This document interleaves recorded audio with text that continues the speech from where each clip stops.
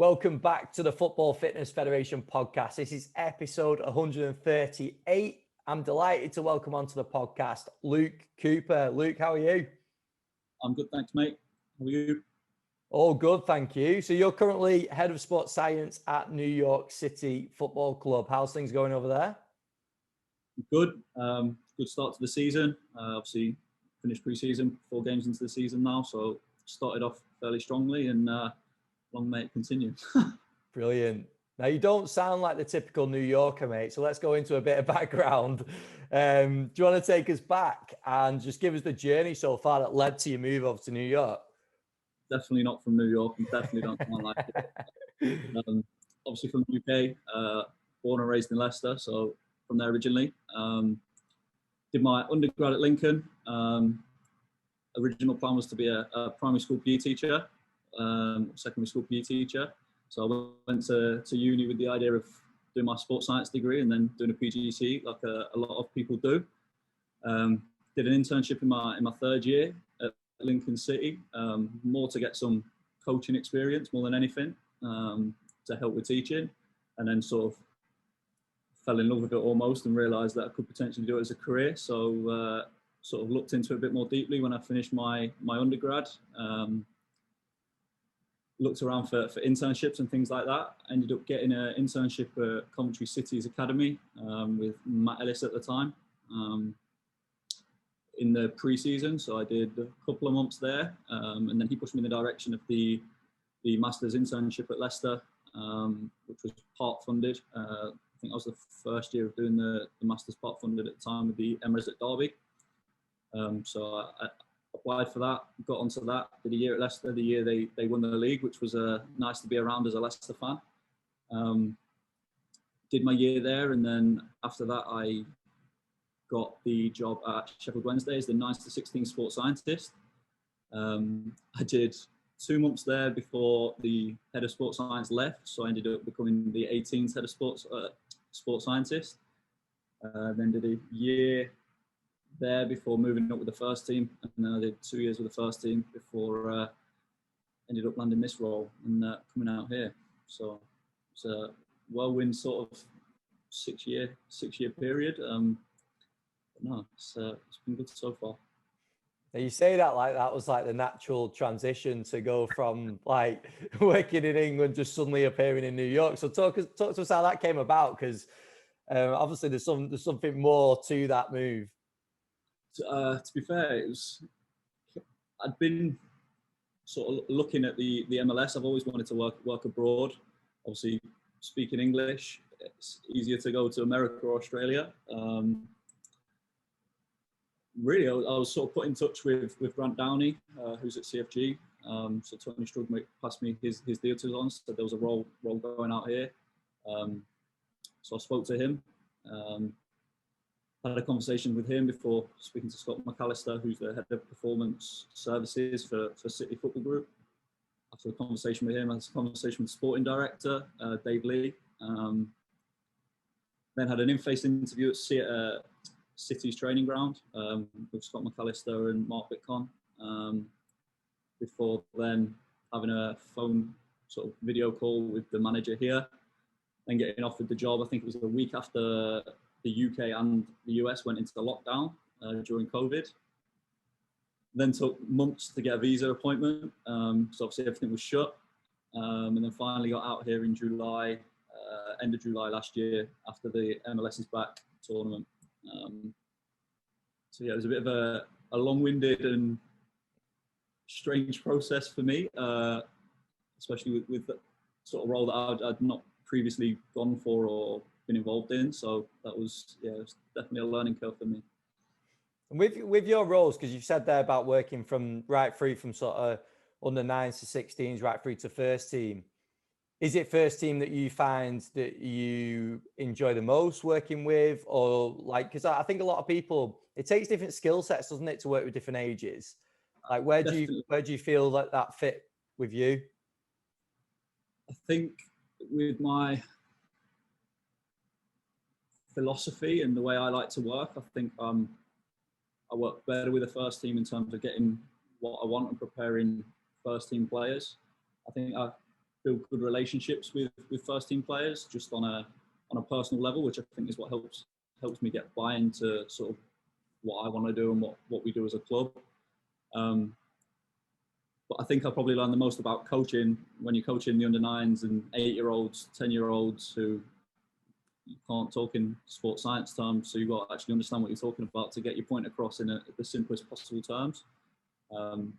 Definitely something that, especially at Leicester, Kev Paxton was really big on, was coaching ability and being able to put it across in age-specific way. I definitely think that how specialist working with younger age groups is, I think there's always seems to be a rush to the top. Everyone wants to be working first team, but I think money and roles obviously is a big factor in that. And I think that's why there probably needs to be a shift where the money is sort of even across the spectrum, especially in the academy level, because the importance of the under-9s is just as important as 18s, etc. Because if you want to get people through the pathway, you need to start off on solid foundations. I think people have a skill set which suits that and are good at coaching in those age groups, and I think that should be they should be pushed in that direction rather than wanting to get to the top to get the money that they think is at the top, which isn't always the case, especially in the UK. I definitely think there will be a shift there at some point, but I don't think it's quite happened yet. Yeah, I agree. I think that's the thing, isn't it? There's some great practitioners at work, under-9s, under-10s, under-11s, like the really early ages. It doesn't necessarily mean that they're not working with the first team, that they're not doing not good coaching, not doing a good job. We were going to talk about sort of recent changes to your approach, your programming, but I suppose the whole time you've been over there, it's been in COVID times, hasn't it? So I suppose it'd be good to sort of reflect on what was your approach going in. Obviously, there were so many challenges, restrictions, everything in place. And we said before we started recording about the bubble as well. Do you want to just talk us through like the first few steps of actually getting your feet in the door, obviously social distanced? Yeah. To start off with, I think for me, it's just about seeing what was currently done. I think every time a new manager has come in at this club, there's been a new head of performance or head of sports science or whatever the role's been previously. And then every time they left, it's just been basically, it's either changed completely or it's just been left and there's nothing been there for the next people to take on. So I think for me, it was just getting an idea of what was going on, what the players are used to doing, what their experiences are with S&C, with doing pre-act, with doing prehab, what rehab's like, how they use the GPS, how sort of sports science medical departments integrate with the coaches and the analysts. And sort of my first couple of weeks, I just almost took a step back. There was a few things that are my non-negotiables that I wanted to bring in and start introducing straight away. So like pre-act, for example, getting everyone on as quickly as possible on an individualized pre-act program. So I typically split them into sort of 3 sections. So a mobility section, so obviously based on the testing batteries and stuff that we've now introduced, identifying whether they have asymmetries or if they have poor mobility in certain areas, sort of work for a range in there, activate it within those ranges, and then finish with post-activation potentiation before they go onto the pitch. So they've done some form of explosive movement, whether it's on the K-box, Versa pulley, run rocket, just a heavy trap bar deadlift or whatever it may be, before they then go outside. So introduce them pretty quickly, got people on them straight away. A little bit of resistance in certain areas, but this year, now that everyone knows what's sort of expected, it's been night and day. Everyone comes in straight away. So our players will have a meeting at 10:15. Straight out the meeting, they come into pre-act half an hour before training. Everyone will do their individualized program before going outside, doing the warm-up outside and into training. So yeah, after sort of seeing how everything's worked, obviously started to implement that. Working with Jake Roswell, our performance coach as well, getting the individualized strength programs. So obviously he's been with the academy until last year, and then last pre-season he moved up with the first team. So he had a good understanding of where players were at, what they were used to doing, and what sort of where each person needed to work and improve. So once we got into the individualized S&C programs, we sort of went from there with that side of it, and then just getting used to the GPS and sort of then me getting to know the coach, to work with the coach, so how we can use that to affect change where it was needed. It was definitely difficult, especially with traveling for away games. We had games every 3-4 days. With the schedule that it was after the MLS Back tournament, we were only allowed to travel on the day. You can go the day before because of COVID protocol. So you're having a 2.5 hour flight, day of a game. You're in a hotel for 3 hours before you travel to the stadium to play, and then you're flying straight back out, and you've got another game in 3 days. So to actually implement a lot was difficult, which is why the pre-out was the big one for me, because it's a great way of microdosing and start moving people in the right direction strength-wise, especially in those busy periods where you're never going to be able to get a full strength session in. It was important for me anyway to try and implement that. And was nothing in place in terms of pre-act when you got out there? So a lot of them already did their sort of own thing. Obviously, usually your older players have a routine that they build up over their career. I know when I was at Wednesday, quite a few of the players did that, something that they picked up from different places and added to over time, and it gradually gets bigger and bigger. But some players, they turn up, have breakfast, get treatment if they need treatment, and then they go out, do the warm-up and train. That's the way they'd been used to working. So I think it was a little bit of a change when we started to introduce that. Some players didn't like doing that. So getting their buy-in and trying to change that was tough to start with. But like I say, once you get the majority doing it, getting those last couple, it's definitely not as difficult because they can see everyone else doing it. And when it starts to work as well and the effects start to pay off, it's easier to get buy-in. And then especially this year when new players come in and they see how everyone works already and everyone, like, this is just how it is, people just have to get on board. As a new player, you're not going to come in and be like, oh no, I'm not doing that, when you've got every single player in the squad doing it. So it's definitely been easier this year. Yeah, and looking to next season, or the season that you guys are in now, I don't know how much you can go into detail on it, but what's the focus for you in terms of maybe changes this season, hopefully in a virus-free, pandemic-free season, free-ish season? Like, what's the sort of focuses or the next steps for you in terms of the program? So the next steps for us have been being as holistic as possible, really. So obviously, when I first came in, I focused on the strength and the pre-act. They're obviously two small factors in keeping people fit and healthy for a 34-game season or whatever it is for us this year. Big one for us has been sort of the workflow. So we have like treatment slots now. So the players will book in their treatment slots with the ATs and the physio. Usually then after the treatment, we'll get them into the gym to do prehab. So this is before their meeting, to work through, basically to reinforce everything that they've just done on the table.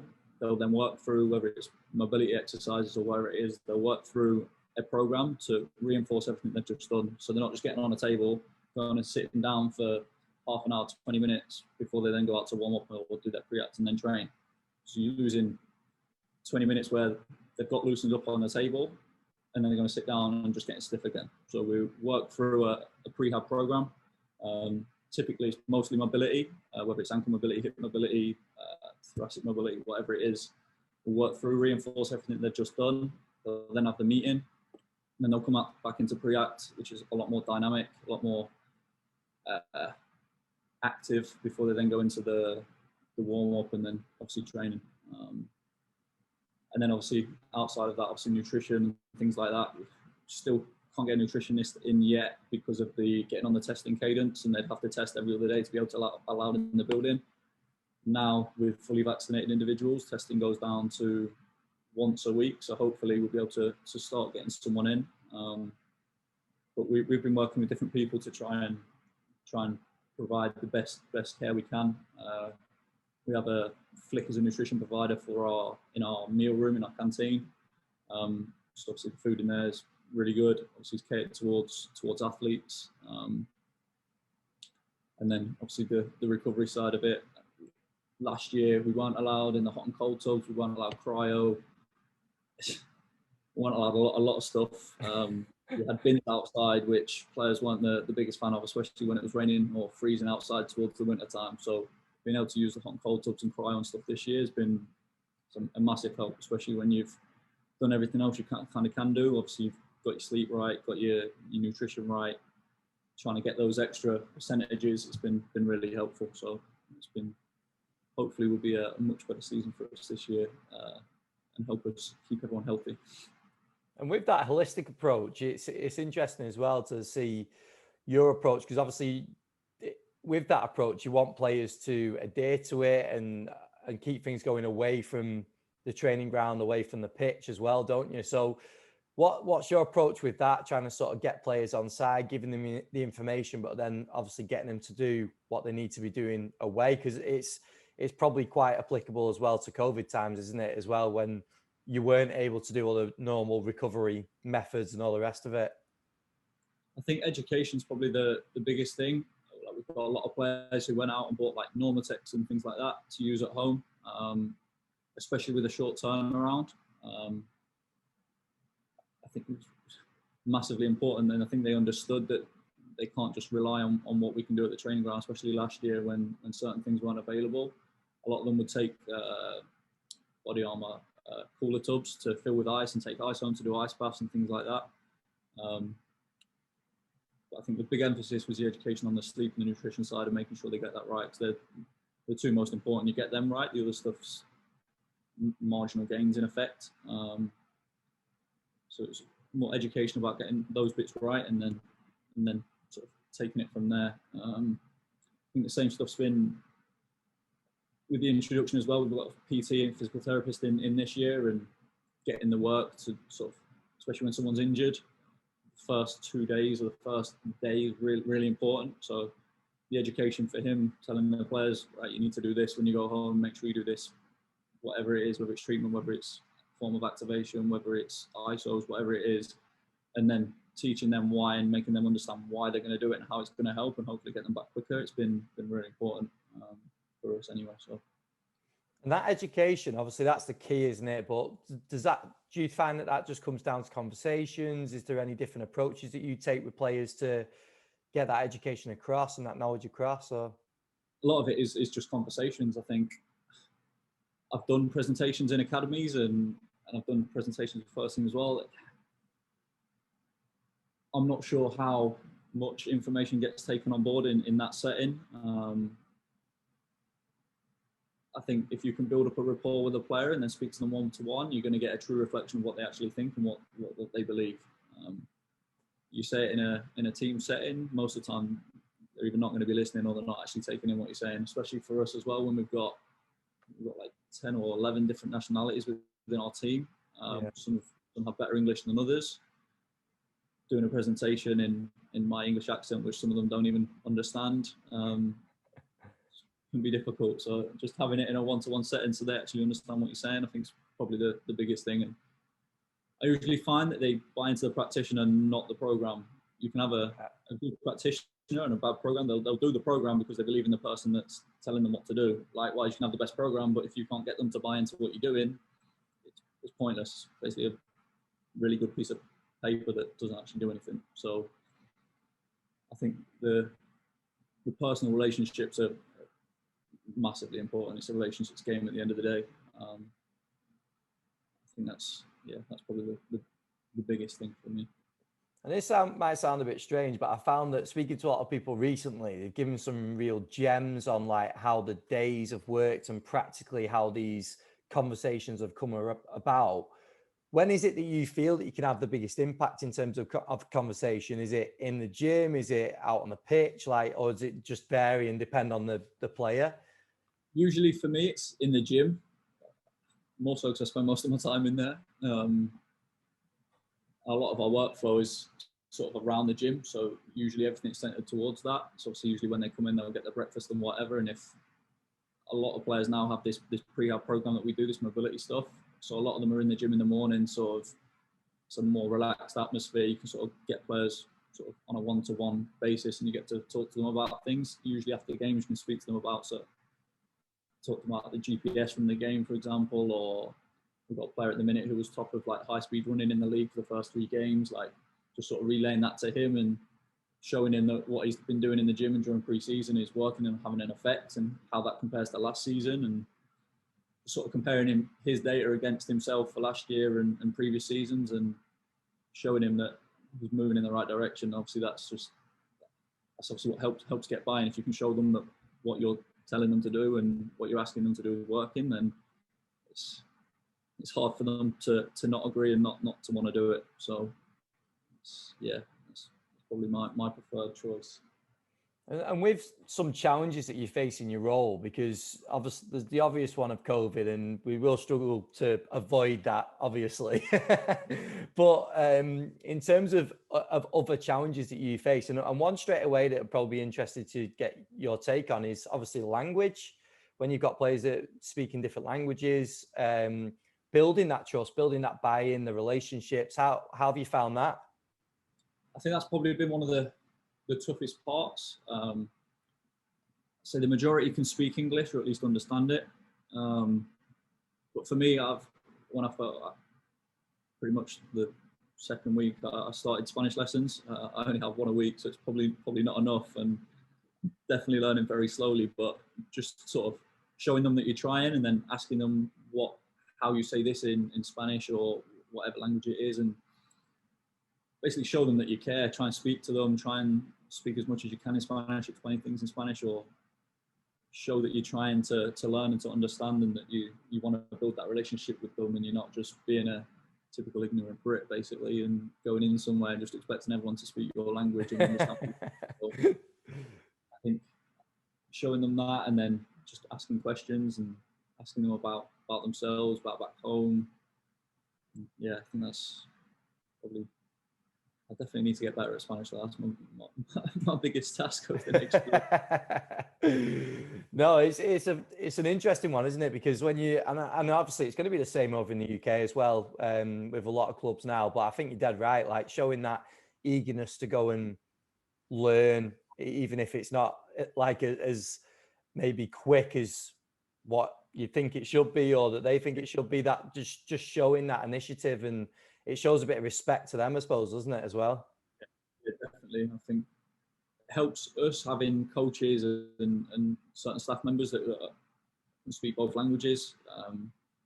When we do need serious conversations, or we need to make sure that we're getting the details right in what we're saying, and usually we'll translate through them to make sure that things don't get missed.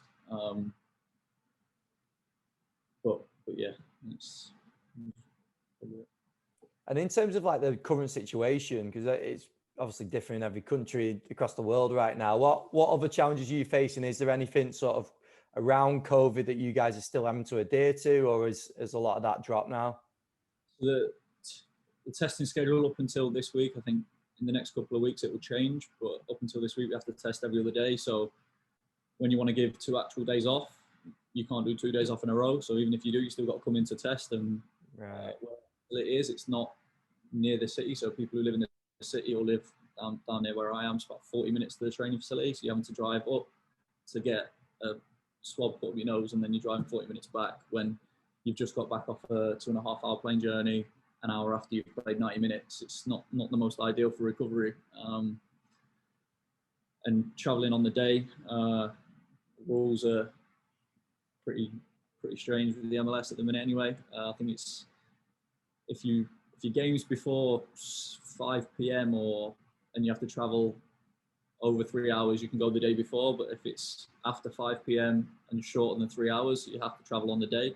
It's like we went to DC, which it's only a 40-50 minute flight, but then you've got the bus journey either side, or the drive to the airport, getting on the actual plane, flying, landing, getting the stuff off the plane, bus journey to a hotel, and you're staying in a hotel, and then you're trying to play, and then you're flying straight back. It's not ideal. Like we played Orlando last Saturday. You go from New York, which is 15 degrees at the minute, you go to 30-degree heat with 93 or 98% humidity, whatever it was. It's not ideal, very different, and it's one that you don't get used to unless you spend a lot of time there. So dealing with that has been interesting. And have they changed? Because I spoke to Johnny Northeast a long time ago, now when he was at DC, and he was talking about we basically did a whole episode on the sort of not restrictions, but the rules with the travel and everything. Have they changed anything since that in terms of the chartered flights, commercial flights or anything?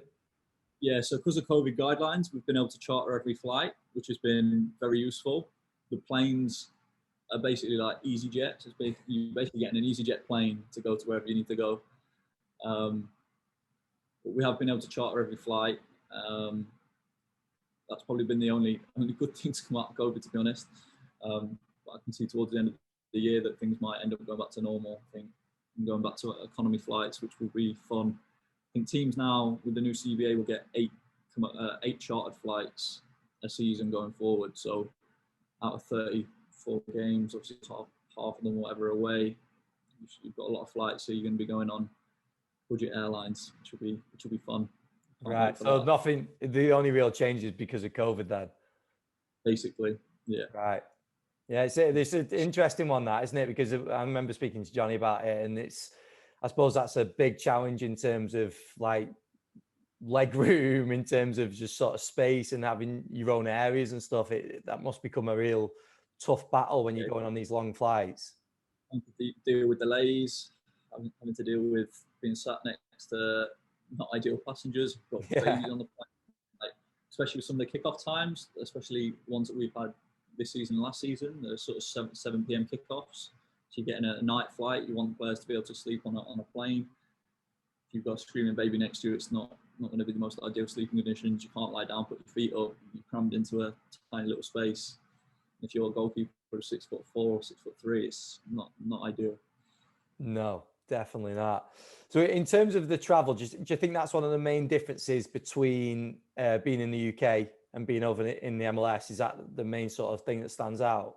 I think that's probably the biggest one. And I think being a salary cap league as well, I think creates a lot of different challenges because your squad looks so different.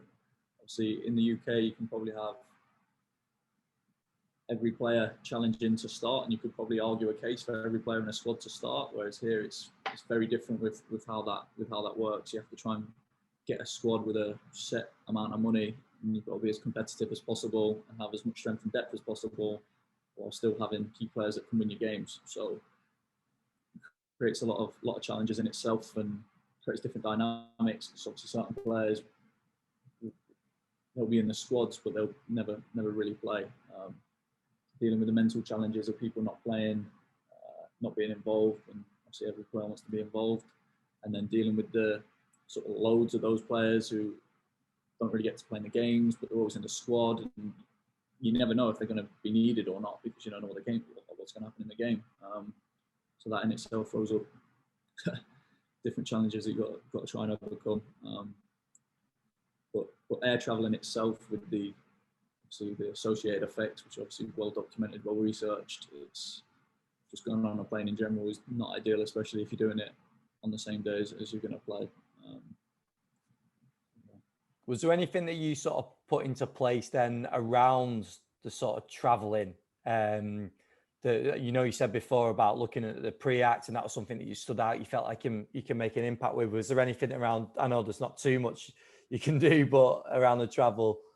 I think it was more about sort of on the way there, just focusing on hydration and meal time as well.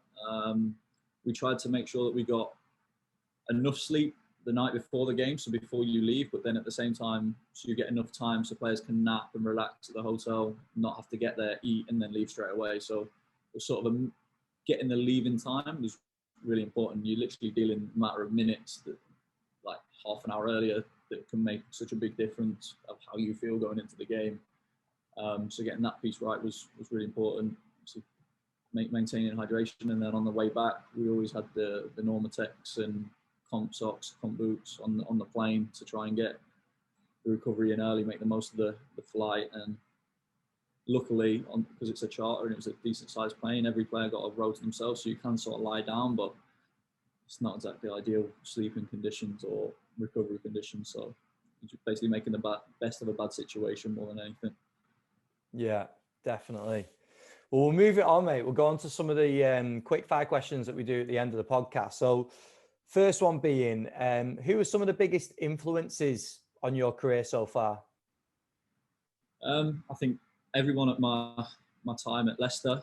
So Kev Paxton, who's head of academy performance, Tom Williams, who was there at the time, Jack Powley, Adam Burton, Michael Cheeverton. So everyone joined that year. I think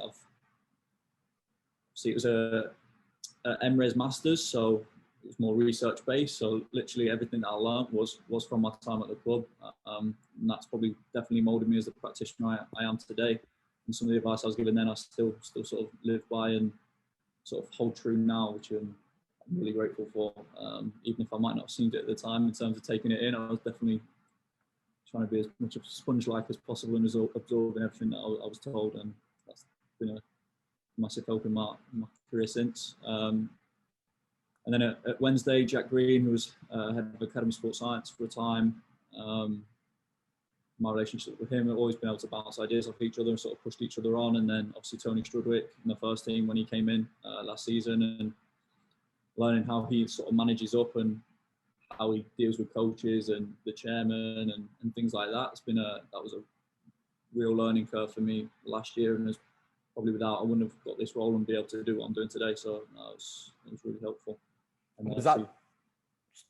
Sorry, mate. Go on. Sorry. And then obviously this just working, everyone I work with day to day here, like Jake, we have very similar philosophies. He's a really, really good practitioner. So we always bounce ideas off each other and challenge each other to try different stuff and try and progress everything that we're doing. So I've had a good experience with some really good people, which has definitely helped me.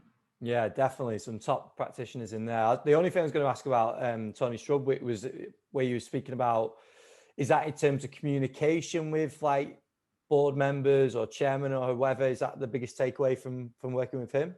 Communication, and then sort of some of the data and the way he presents certain things to key stakeholders, I guess, and the way he puts it across.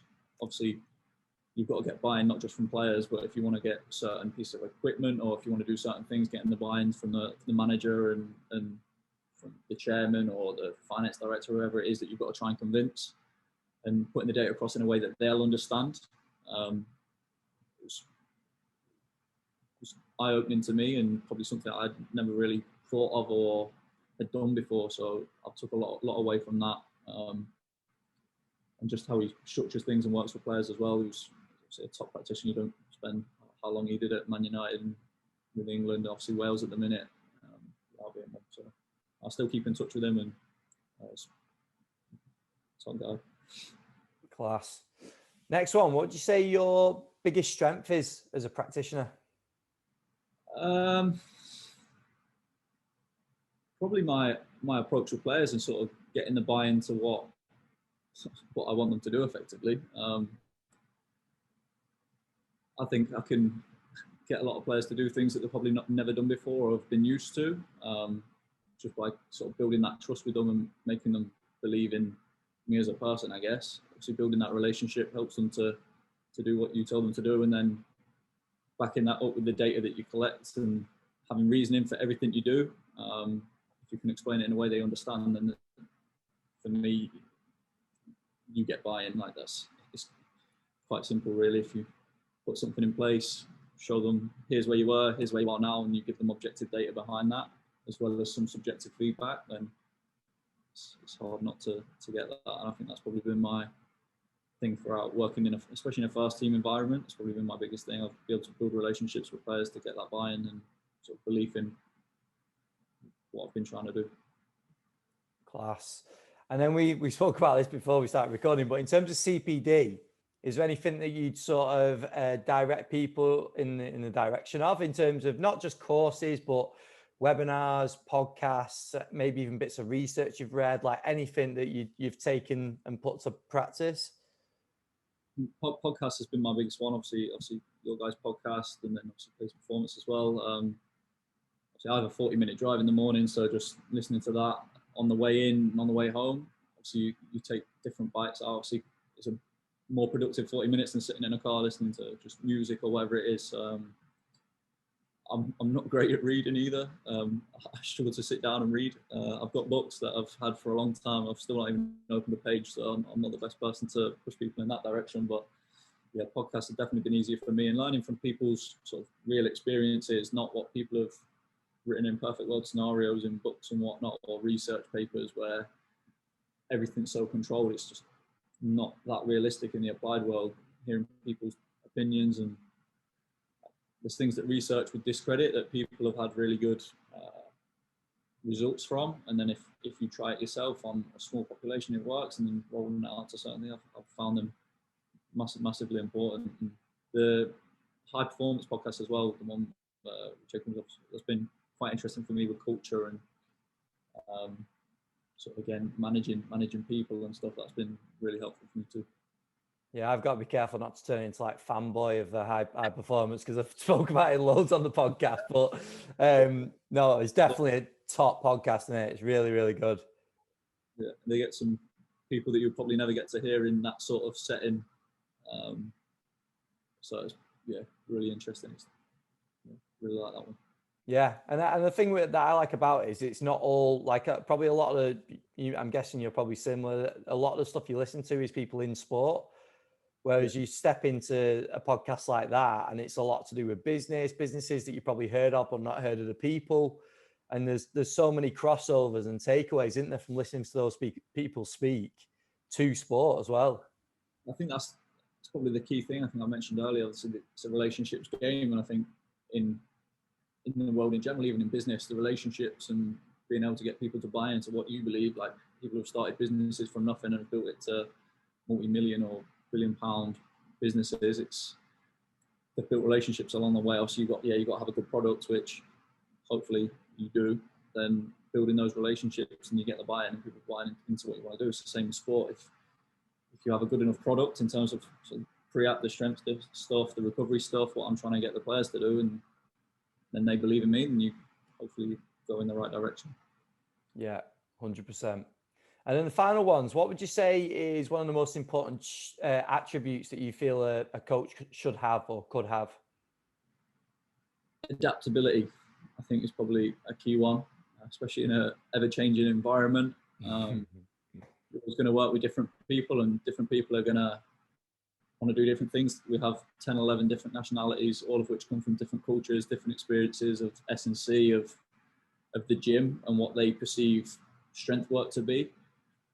Just couldn't get half of our players to do what the other half do. For example, we've got a core American group who we get to hang clean, to heavy trap bar deadlift, to do other different things, more traditional lifting. Not going to get that with this group. You get them all doing, using the Versa pulleys, doing more sport-specific movements. Originally, that would be so far away from my original philosophy, and I think that's probably why my philosophy's changed so much over the last 6 years. Is working with different environments and finding different ways to get the gains and the improvements that you want. Obviously, it's been really important. I've learned that there's more than one way to skin a cat, and I think that's being adaptable and being able to be open to different ideas and trying different things is really important. Yeah, definitely. And then just from a player's perspective, or some of the players that you possibly work with as well, what do you think is one of the most important traits or attributes from a player where you feel like you can have the biggest impact basically with them? I think accountability. If they take responsibility for their improvement, obviously you can take a horse to water, as the saying goes. If you can give them all the tools they need, obviously you can't do the program for them. If they want to turn up and lift the same weight for the 6 to 8 weeks of a program, they're not going to get the gains that you want them to get. If they come in and they're pushing themselves every week to improve, to do it with max effort, max intensity, move a load as fast as they can when they're doing max efforts, whatever it is, and obviously they're going to get the gains that you've planned out for them. There's a whole reason why programs look the way they do. If they have that accountability and take it upon themselves to do it the way it should be done, then they're going to get the gains from it. If you don't have that accountability, then you don't always get that. So I think that's really important. Obviously, that accountability translates off the pitch as well, taking it into accountability for your recovery, for your nutrition, for your body fat, for whatever it is. If you want to get somewhere in the game and you want to be the best player you can possibly be and max your technical ability, then that's what you're going to have to do. Yeah, 100%. I was going to say with that as well, even on the technical side, like you see that with players, right? The top performers, don't you? Taking accountability for maybe doing extra technical work, like everything. No stones left unturned, is it? Like with what they do. Exactly. You hear the stories of Ronaldo or Beckham, whatever it is, going out on the training ground hitting 100 free kicks, whatever it is, like taking accountability for their development is a reason why they get to where they want to be. Yeah. It's the same in everything. If you want to improve in the gym, or you want to get quicker, you want to improve your change of direction, your top speed, acceleration, whatever it is, then take accountability for it. And usually at most clubs now, you have people in place where if you listen to what they're telling you to do, you'll get really good improvements in performance. Brilliant. Mate, quality. This is the first podcast debut. Done. I can breathe now. I think it was a successful one. There was some top stuff in there, mate. Really good. I was just going to say, if people have got questions, they want to reach out, where would you direct them? Probably Twitter, to be honest. Luke Cooper 3, I think it is on there. I think it's open anyway. I don't think it's private. So if anyone wants to follow me and DM me on there, then feel free. Perfect, mate. Well, I appreciate your time. And I know you're a few games into the season, had a good start, but best of luck for the rest of the season. Thank you. Appreciate it.